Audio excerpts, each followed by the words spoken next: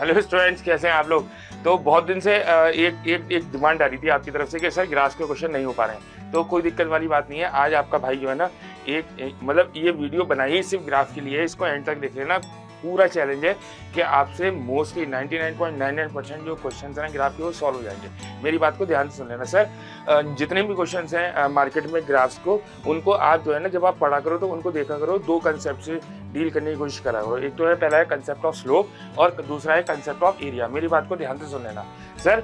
Concept of slope में आपको कुछ कुछ बातें याद रखनी है, उनको मैं आपको पॉइंट वाइज समझा रहा हूँ। मेरी बात को सुनो। पहली बात, स्लोप है क्या सर? स्लोप वो कंसेप्ट है जो मुझे बताता है मेरा दिया हुआ ग्राफ एक्स एक्सिस से कितना डिग्री ऊपर की तरफ उठा हुआ है। सर बिल्कुल सिर्फ और सिर्फ एक्स एक्सिस, वाई एक्सिस से इसका कोई मतलब नहीं है। दूसरी बात, इसका सिंबल एम है और इसको कैलकुलेट करने के मेरे पास दो फार्मूले हैं। एक फार्मूला कब, जब ग्राफ और एक्स एक्सिस के बीच का एंगल दे रखा है तो मैं लगाऊंगा m is equal to tan theta. अगर ग्राफ और एक्स एक्सिस के बीच का एंगल नहीं दे रखा है तो ढूंढो ढूंढो ढूंढो ढूंढो ग्राफ के ऊपर दो पॉइंट्स दे रखे होंगे या फिर कुछ ऐसा दे रखा होगा जिससे आप ग्राफ के ऊपर दो पॉइंट्स निकाल लो एक्स और वाई कोऑर्डिनेट्स के टर्म्स में। उनकी मदद से आप स्लोप कैलकुलेट करोगे। कैसे? m is equal to y2 minus y1 upon x2 minus x1। तीसरी बात, लास्ट पॉइंट, बहुत ज्यादा इंपॉर्टेंट पॉइंट, कि whatever be the answer of slope it will become the answer of new physical quantity. जी हाँ sir, यानी कि दो क्वांटिटीज के बीच में जो ग्राफ था उसको जो आपने स्लोप निकाला है वो स्लोप भी एक नई फिजिकल क्वांटिटी का आंसर बन जाएगा। और वो कैसे पता चलेगा?